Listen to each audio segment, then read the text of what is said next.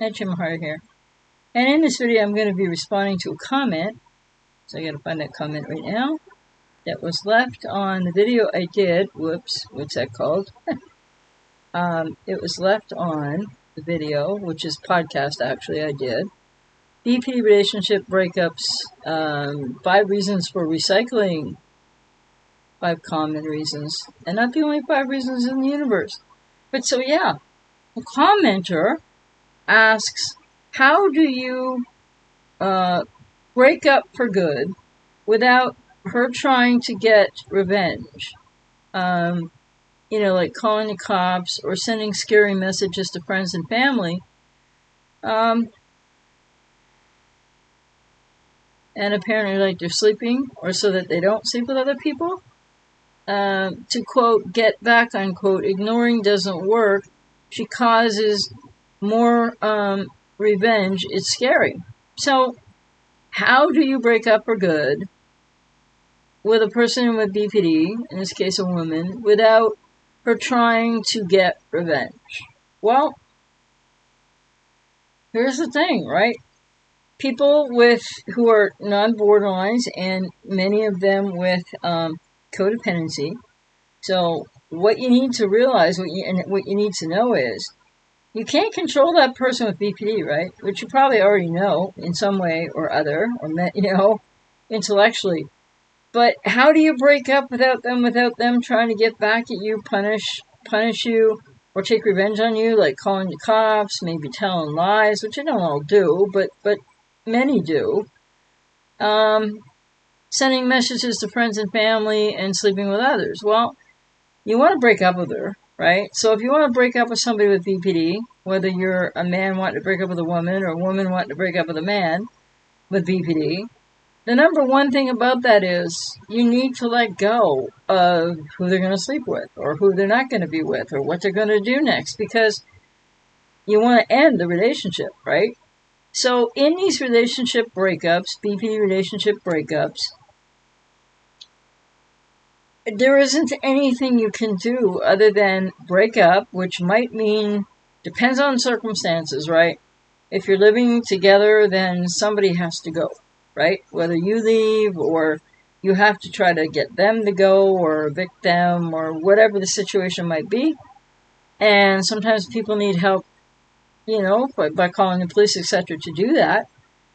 So there's getting that part done. And then document, well, all the way along, document everything that's going on. So if they're going to call or leave messages in any way, shape, or form, text, email, etc., or on other people's social media, to friends or family of the commenters or anyone else who's in this situation, to your friends or family, or on your social media, well, that ups the ante to beyond hoovering to stalking. And if it's online, it's cyber harassment. And if it's in real life, like text, etc., emails to family or friends, then it's stalking. And so you need to document, and you need to be ready to call the police yourself, because these are things that you cannot control in a person with BP that you are breaking up with. And it's true of any relationship type. If somebody's going no contact, not all people with BPD are going to be this severe or react this way, but many do. And so the other thing I would say about this is, you need to be documenting, well, no, I said that already, documenting and prepared to call the police, and prepared to have this person finally get some consequences that you couldn't hold them accountable to their own personal responsibility for, which means don't feel sorry for them because they're doing what they're doing, and then you don't want to call the police because they're going to get in trouble. That's still a codependent position. So you need to do what you need to do to the commenter and anyone who's in this kind of situation right now, which I'm sure there's a plethora of people, whether they find this video or not. So ignoring doesn't work, and she causes more revenge. It's scary. Well, and from what you're describing, commenter, she sounds like she's in the more severely impacted 10%, which is a lot of people. And the thing is, when they present these are red flags to a person with BPD, whether a man or a woman, being more dangerous than the average. many, many, many people with BPD, even if untreated. So people have to, first of all, you need to know, okay, you want to break up. Secondly, maybe some strategizing around that. What has to be taken care of? What are the, what are the logistics of it all? Like where you live, where do they live, etc. And documenting. And then what you have to do is you just have to do what you need to do. So if you're not living in the same place, if, you don't even actually have to say anything. You can just block everything and go no contact. Because whether you say something or you don't, which would be different if you're living together or what have you, then you're still going to get more of what you've already been getting by trying to ignore this person. So this is unfortunately not uncommon. It is not everybody with BPD, I would like to stress. But when it's happening to you, it's extremely serious. And what you have to do, and when you say it's scary, follow your gut instinct there. Because there's a reason why it's scary. Because this is somebody you're describing, I guess with BPD, who's really a revenge taker. They're not all in the same way to the same degree. This person has the possibility of upping that ante to very dangerous, maybe even beyond cyber stalking or cyber harassment or stalking in real life. So that's where people have to be prepared, not only by documenting, but also by calling the police and not feeling more for the person, right, who's about to be your ex, more for the person with BPD than yourself. Don't, people will feel guilty or they'll feel bad, but you gotta put yourself first. So there are some people with BPD, whether it be a man or a woman, in this case the commenter is talking about a woman with BPD, that they want to break up with without having to go through, more punishment, more revenge, the contacting, and I'm sure lying to family and friends, maybe social media problems, and also whether or not they're sleeping around with others, which really, when you're breaking up, you gotta let go of that part. And they're trying to get back, and even though this person has been ignoring them, as I said, they say, and I believe them, that this person with BPD just is seeking more revenge. So it sounds like a smear campaign is afoot, if not already happening. And what you have to understand is you can't control or stop what they're going to do to a certain degree, right? And then if they step over another line, which is, like if they contact friends or family, you need to call your local police right away, because that becomes harassment and stalking, or it could be cyber stalking, depending how they contact them. In most places, I know what the law is where I live, but people have to look up the laws where they live. But so you have to be willing. You know that you want to break up. You know that you want this over with. So the way I suggest people do that, by the way, is not really trying to talk it out with the person with BPD, especially when they're already, you've been trying to ignore them and they're already seeking revenge and punishing you and sending messages to friends and family.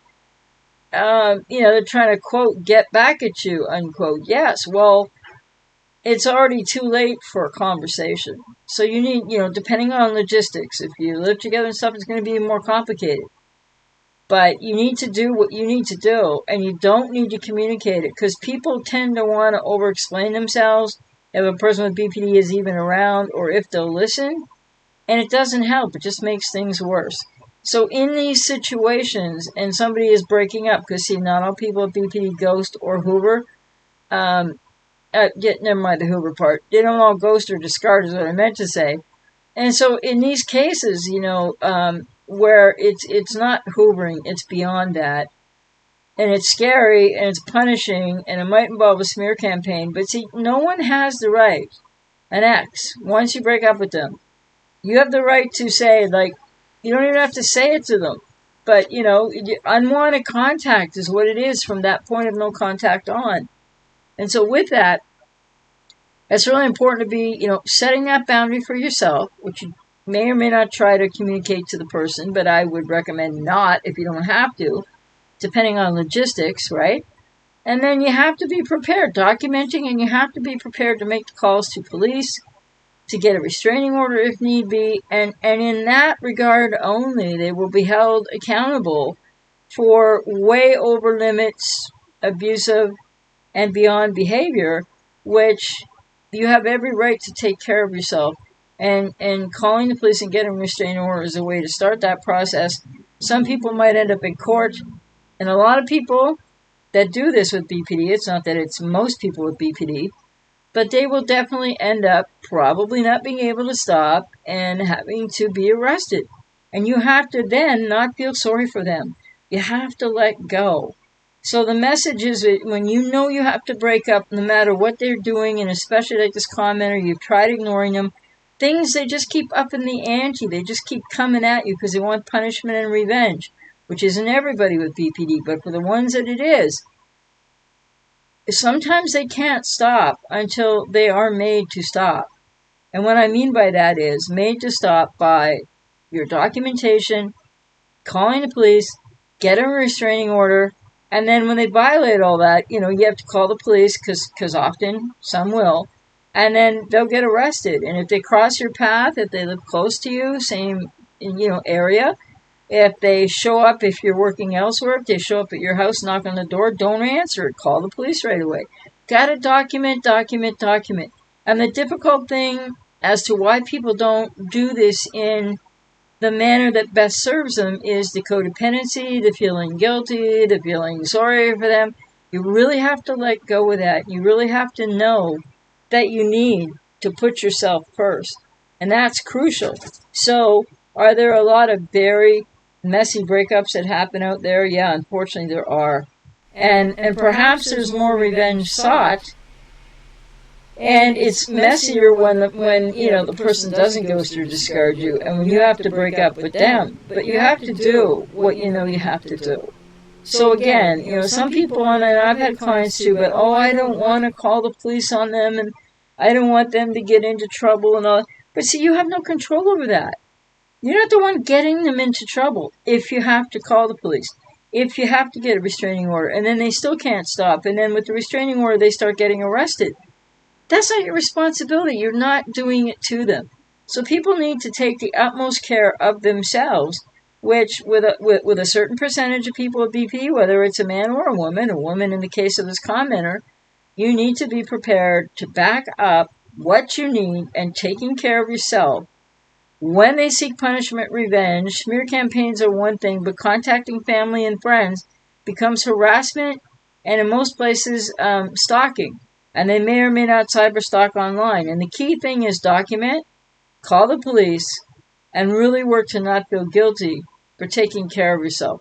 And realize that some of these people with BPD who are already seeking as much revenge to punish, they can be dangerous. They can be very dangerous because they can keep upping the ante.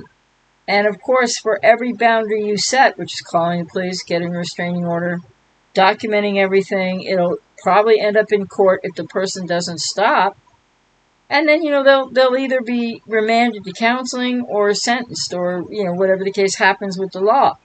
Bottom line is all you can do is do what you know you need to do. And that is break up with this person. Go full no contact. Don't waste time on a conversation. If you don't have to, like if you're not living in the same house or apartment, don't even bother with that. Just block everything.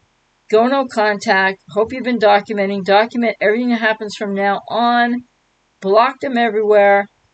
And if they show up, if they contact, send a message to your family and friends saying if you hear from so-and-so, please hang on to the text, the email, the whatever it is, and let me know immediately. And you have to call the police.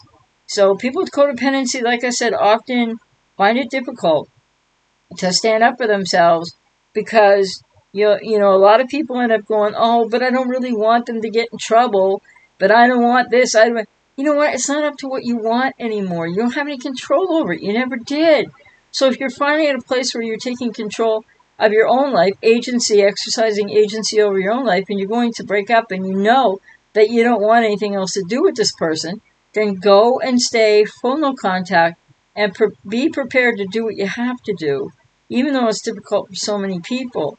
Feel for yourself, not for the smearing or, stalking or cyber stalking borderline, who's way out of control. And by the way, just those three things right there, along with the punishment and revenge, are red flags to a person with BPD that is more dangerous than the average. So I hope that's helpful. And as always, take care.